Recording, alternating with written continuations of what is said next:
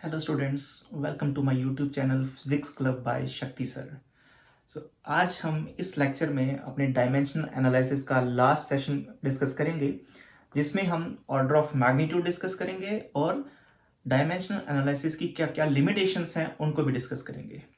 तो चलिए स्टार्ट करते हैं। सबसे पहले मैं डिस्कस करूंगा ऑर्डर ऑफ मैग्नीट्यूड को, कि ऑर्डर ऑफ मैग्नीट्यूड क्या है। तो चलिए हेडिंग लिखते हैं, ऑर्डर ऑफ मैग्नीट्यूड। अब ऑर्डर ऑफ मैग्नीट्यूड पे छोटा सा सवाल पूछ लिया जाता है। यूजुअली नीट लेवल पे पूछा जाता है या सीबीएसई बोर्ड एग्जाम में पूछा जाता है। जेई में ये सब नहीं पूछा जाता, लेकिन पता होना जरूरी है कि ऑर्डर ऑफ मैग्नीट्यूड होता क्या है। बिल्कुल सिंपल सा है ऑर्डर ऑफ मैग्नीट्यूड। आप हेडिंग लिख लीजिए। देखो, इसमें सबसे पहली बात आती है साइंटिफिक नोटेशन की। Scientific notations. तो साइंटिफिक नोटेशन कैसे लिखी जाती हैं? आप सबने देखा होगा कि a इंटू 10 पावर b, इसको कहा जाता है scientific notation. a into 10 power b को साइंटिफिक नोटेशन कहा जाता है। एग्जाम्पल के तौर पे जैसे स्पीड ऑफ लाइट लिखते हैं, क्या लिखते हैं? Speed of light. अब स्पीड ऑफ लाइट जो होता है equals to 3 into 10 power 8 metre per second. तो ये साइंटिफिक नोटेशंस में ही लिखा गया है। ओके, तो साइंटिफिक नोटेशंस में आपने देखा एक ही जगह कौन है? 3 है। 10 raise to power b, 10 raise to power 8। तो ये जो क्वांटिटी है 10 रेज टू पावर 8, इसको कहा जाएगा order of magnitude of speed of light. और सिर्फ ऑर्डर पूछा जाए कि ऑर्डर क्या है स्पीड ऑफ लाइट का, तो आप कहोगे 8 is the order of speed of light. और ऑर्डर ऑफ मैग्नीट्यूड पूछा जाए तो ऑर्डर ऑफ मैग्नीट्यूड होगा 10 पावर 8। अब इसको भी कैलकुलेशन करने के दो हमारे पास रूल्स हैं। रूल फर्स्ट क्या कहता है? कहता है if 0 less than a less than under root of 10, ये कंडीशन एक पे अप्लाई हो रही है, ए पे अप्लाई हो रही है कि ए जो है 0 से तो बड़ा है लेकिन किससे छोटा है? या आप लिख सकते हो लेस देन और equal to under root of 10। Under root of 10 की जो वैल्यू है वो आप लिख सकते हो 3.16।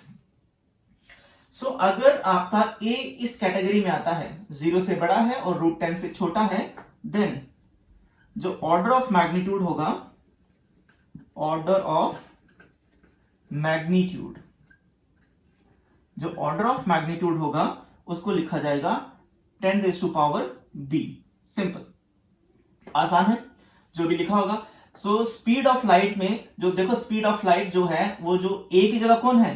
3 है। तो 3 इस रेंज में आ रहा है, राइट? तो इसका ऑर्डर ऑफ मैग्नीट्यूड क्या हो गया? सिंपली जो लिखा हुआ है 10 रेज टू पावर 8, ये इसका ऑर्डर ऑफ मैग्नीट्यूड हो गया।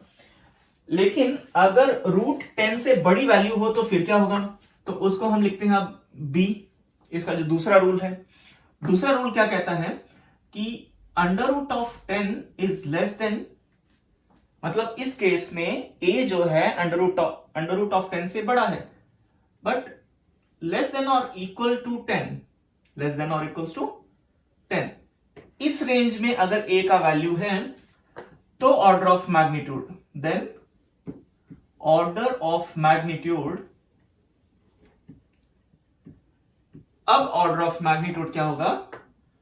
10 raise to power b plus 1। ये बात याद रखनी है। अब ऑर्डर ऑफ मैग्नीट्यूड ये हो जाएगा b प्लस 1। एग्जाम्पल अगर हम कोई डिस्कस करें तो जैसे mass of electron, mass of electron, mass of electron क्या होता है? मास ऑफ इलेक्ट्रॉन होता है 9.1 into 10 raise to power -31 KG. ये होता है मास ऑफ इलेक्ट्रॉन। अब देखो जो 9.1 है, 9.1 इस कैटेगरी में आ रहा है ना कि लेस देन 10 है और इससे बड़ा है। सो रूल बी फॉलो होगा इसके लिए, मास ऑफ इलेक्ट्रॉन के लिए। तो इसका b, ये तो है b, -31 तो हो गया b प्लस 1 होना चाहिए। तो देयरफॉर ऑर्डर ऑफ मैग्नीट्यूड इसका क्या होगा? ऑर्डर ऑफ मैग्नीट्यूड इसका लिखा जाएगा 10⁻31 प्लस 1, b प्लस 1 लिखना था, तो ये कितना आ जाएगा 10⁻⁻30। This is the order of magnitude of mass of electron.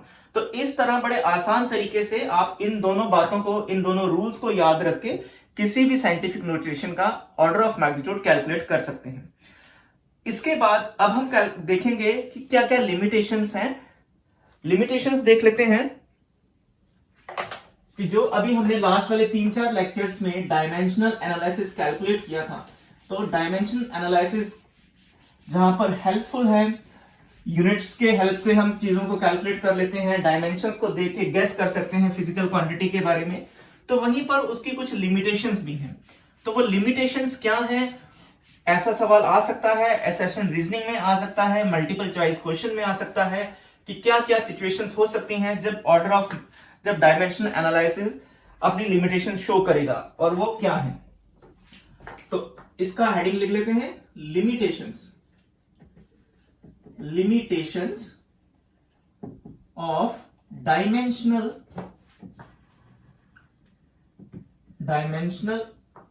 Analysis.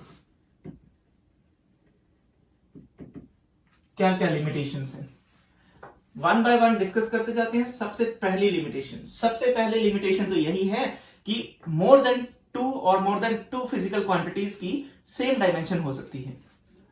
तो जैसे हमने देखा था, टॉर्क होता है, एनर्जी है, राइट, वर्क है, तो इनकी क्या है, सेम डायमेंशंस हैं। क्या है इनकी, सेम डायमेंशंस हैं। अब यार सेम डायमेंशंस हैं तो हम सिर्फ डायमेंशनल फॉर्मूला देख के नहीं बता सकते हैं कि वो डायमेंशनल फॉर्मूला वर्क के लिए लिखा गया है, एनर्जी के लिए लिखा गया है कि टॉर्क के लिए लिखा गया है। तो यहां पर ये वीकनेस शो हो रही है। तो लिख सकते हैं 2 और more physical quantities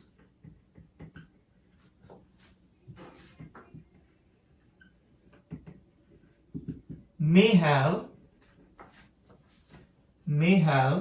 the same dimensions.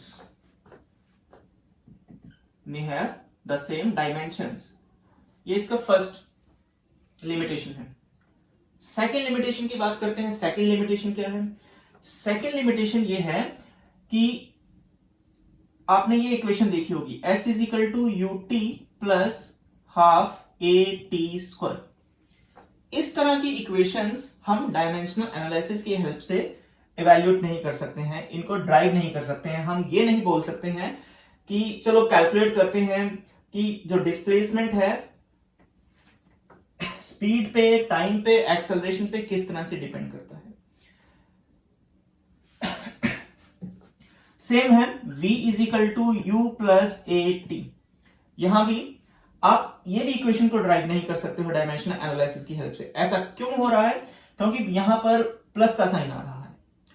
Plus का साइन आ जाए या माइनस का साइन आ जाए, जब कभी एक टर्म और दूसरी टर्म, 2 टर्म्स आ जाती हैं, तो हम डायमेंशनल एनालिसिस की हेल्प से इस तरह की इक्वेशंस को ड्राइव नहीं कर सकते हैं। तो फिर कैसी इक्वेशंस को ड्राइव कर सकते हैं, हम इस तरह की इक्वेशंस को ड्राइव कर सकते हैं, mv², इस तरह की इक्वेशंस को, कि काइनेटिक एनर्जी = 1/2 mv²। यहां पर आप देखते हो mv² जो है वो प्रोडक्ट में है, यहां पर कोई भी प्लस का साइन नहीं आ रहा। या फिर हम इस तरह की इक्वेशंस को सॉल्व कर सकते हैं इस तरह से, सेंट्रीपिटल फोर्स का फॉर्मूला mv²/r। यहां पर भी कोई प्लस सेकेंड टर्म नहीं आ रही एडिशन में या सब्ट्रैक्शन में। तो इस तरह के रिजल्ट हम कैलकुलेट कर सकते हैं कि काइनेटिक एनर्जी मास और स्पीड पे किस तरह से डिपेंड कर रहा है, फोर्स मास, स्पीड और रेडियस पे किस तरह से डिपेंड कर रहा है।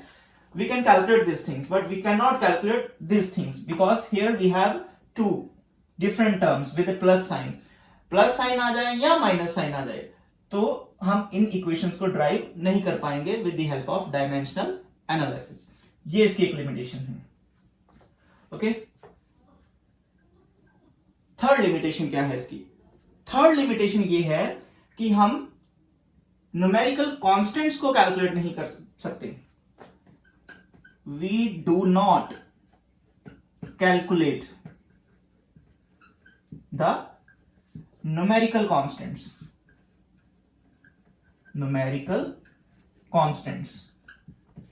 हम न्यूमेरिकल कांस्टेंट्स को किसी भी इक्वेशन में अगर कोई कांस्टेंट आ रहा है तो उसको डायमेंशनल एनालिसिस की हेल्प से सॉल्व नहीं कर पाते। हम यहां पर बस इतना लिख सकते हैं, kinetic energy is equal to m1, कि काइनेटिक एनर्जी इस तरह से मास और स्पीड के साथ रिलेट करती है, लेकिन हम ये फाइंड आउट नहीं कर सकते कि यहां पर 1/2 आएगा कि 3/2 आएगा कि 7/4 आएगा।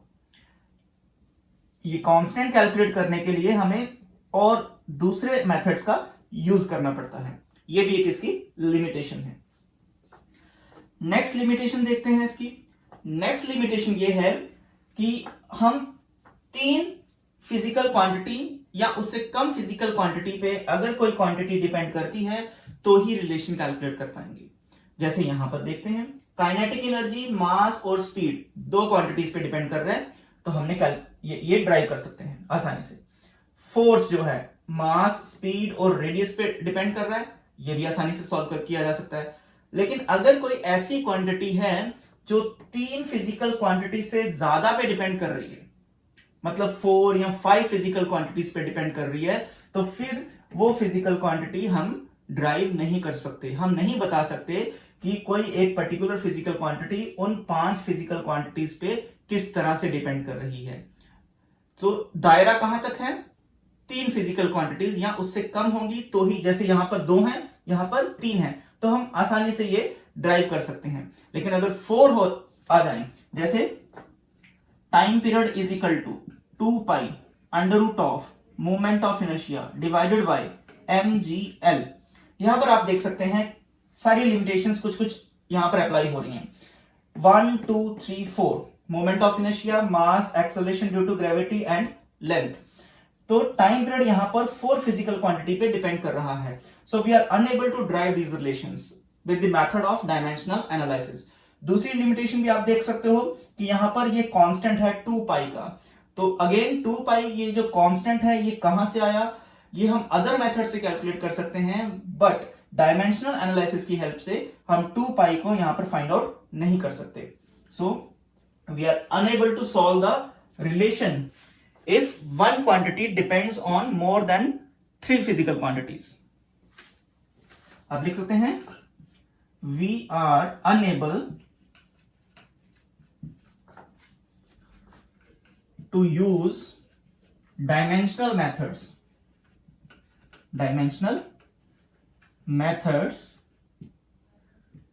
if one physical quantity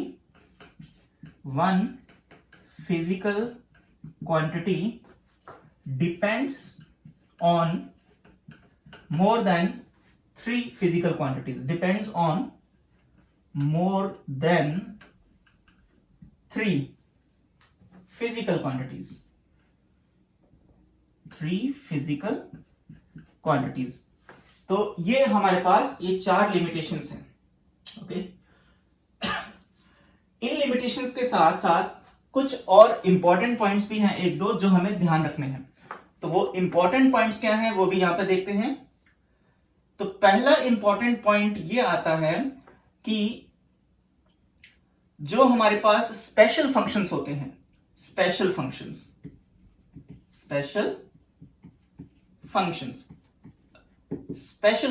कौन कौन से होते हैं? जैसे ट्रिग्नोमेट्रिक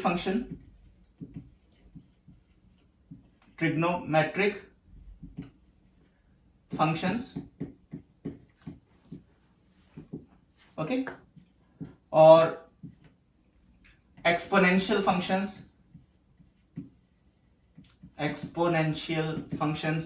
और यहां पर आ सकता है एक है ट्रिग्नोमेट्रिक फंक्शन, दूसरा हो गया एक्सपोनेंशियल फंक्शन, और लॉगरिथमिक फंक्शन, लॉग फंक्शंस। ये हमारे पास 3 फंक्शंस हैं। तो 3 फंक्शंस में इनको स्पेशल फंक्शन की कैटेगरी में रखा गया।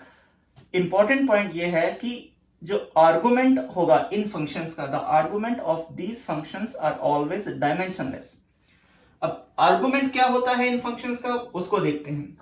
आर्गुमेंट हो गया, जैसे मैं लिखता हूं ट्रिग्नोमेट्री फंक्शन की एग्जांपल के लिए, साइन ऑफ ओमेगा टी, ये एक ट्रिग्नोमेट्रिक फंक्शन है। y is equal to sine of omega t, ये एक ट्रिग्नोमेट्रिक फंक्शन है। तो इस ट्रिग्नोमेट्रिक फंक्शन में आप क्या देखोगे, ये जो ओमेगा टी लिखा गया है इसको कहा जाएगा आर्गुमेंट। आर्गुमेंट, और इनके स्पेशल फंक्शंस के जो आर्गुमेंट होंगे वो हमेशा डायमेंशनलेस होंगे, ऑलवेज डायमेंशनलेस, ऑलवेज डायमेंशनलेस, ये हमेशा डायमेंशनलेस होंगे। इसका मतलब ओमेगा टी का जो डायमेंशन लिखा जाएगा वो m0 l0 t0 लिखा जाएगा। देखिए ये कैसे हेल्पफुल रहेगा, न्यूमेरिकल्स जब इस पे पूछे जाते हैं तो ये काफी आसानी से जल्दी से हम कैलकुलेट कर सकते हैं इनको। अगर आपको ये बात याद है कि जो आर्गुमेंट्स होते हैं स्पेशल फंक्शंस के वो डायमेंशन लेस होते हैं। ये देखिएगा,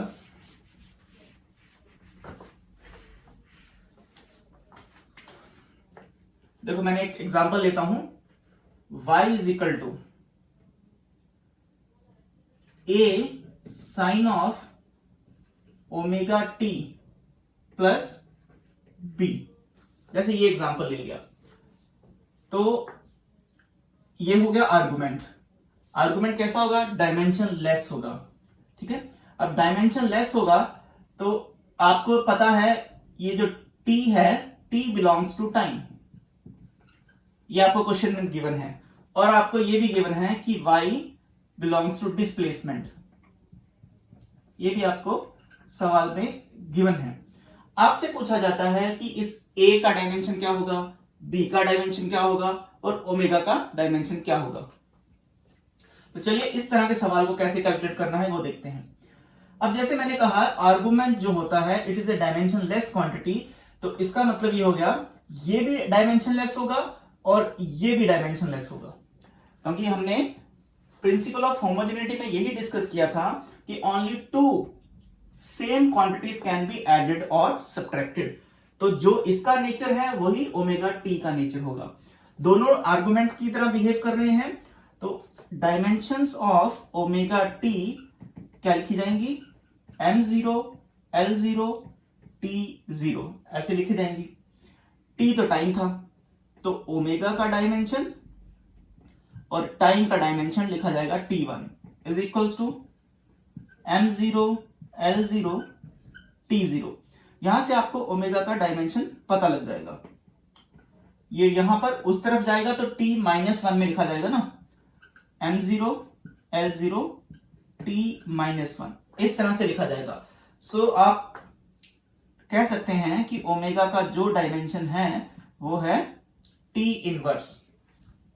तो इतना भी एनालाइज करने की जरूरत नहीं है, आप सिंपली यहां पर कह सकते हैं, आपको अगर ये बात याद है कि आर्गुमेंट डायमेंशन लेस है तो लिखोगे t की पावर कितनी, यहां पर 1, तो ओमेगा की पावर कितनी, -1, यहां पर इसकी डायमेंशन कितनी t1, ओमेगा की कितनी t-1, तभी तो ये 0 बनेगा, इनका डायमेंशन लेस बनेगा ये।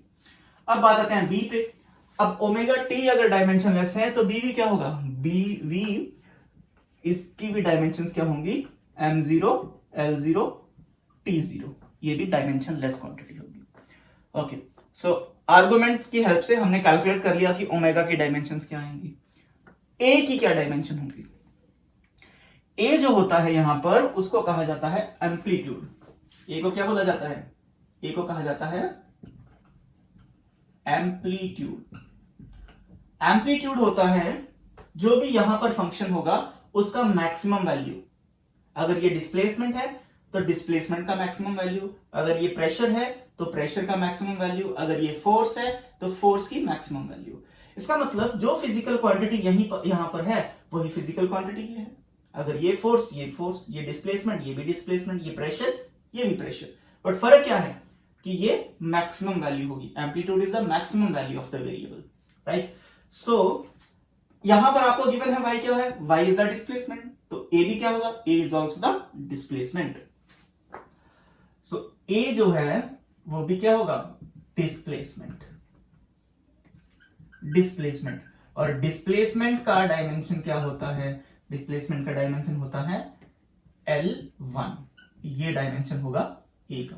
तो इस तरह से आप एक छोटी सी बात को याद रखे कि स्पेशल फंक्शंस के जो आर्गुमेंट होंगे वो हमेशा डायमेंशन लेस होंगे। इस तरह के न्यूमेरिकल्स को आप सॉल्व कर सकते हैं।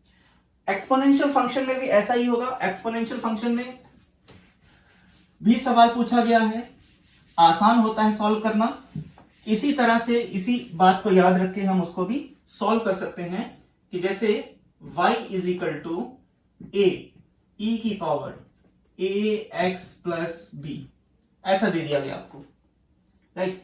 तो इसमें आपसे पूछ लिया गया कि बताओ यार a का डायमेंशन क्या होगा या b का डायमेंशन क्या होगा ना, इस a का डायमेंशन क्या होगा। तो जैसे अभी हमने ट्रिग्नोमेट्रिक फंक्शन के लिए कुछ एग्जांपल चूज किया था, वैसे ही अब यहां पर आपको पता होना चाहिए y क्या है। अगेन मान लेते हैं y डिस्प्लेसमेंट है। अगर y डिस्प्लेसमेंट है तो a भी कौन होगा, a भी डिस्प्लेसमेंट होगा, फिर मैक्सिमम वैल्यू होता है उसका।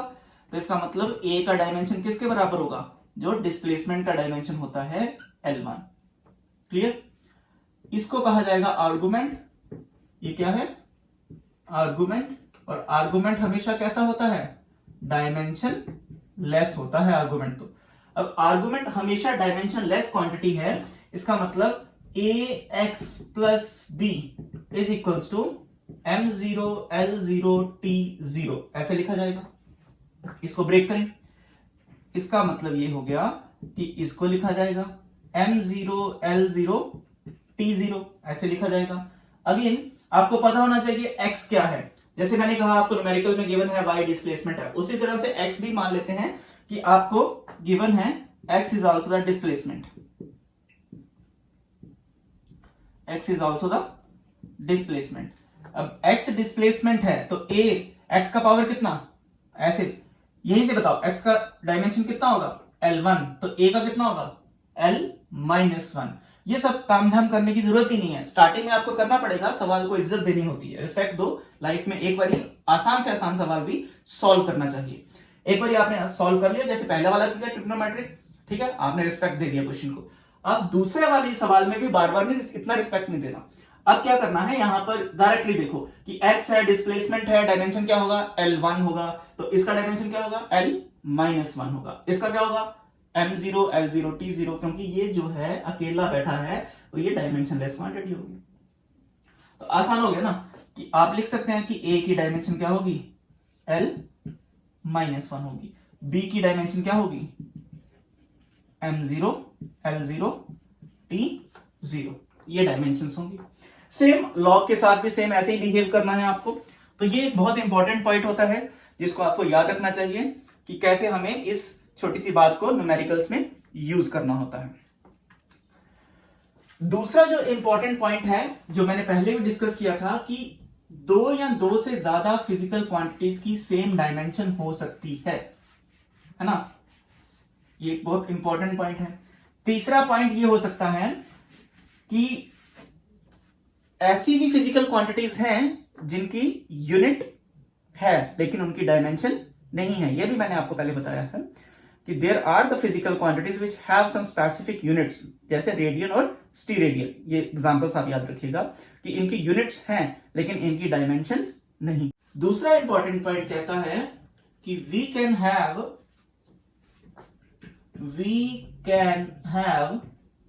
physical quantities which have units but no dimensions. We can have physical quantities which have units but no dimensions. Example के तौर पे आपको पता ही है plane angle and solid angle,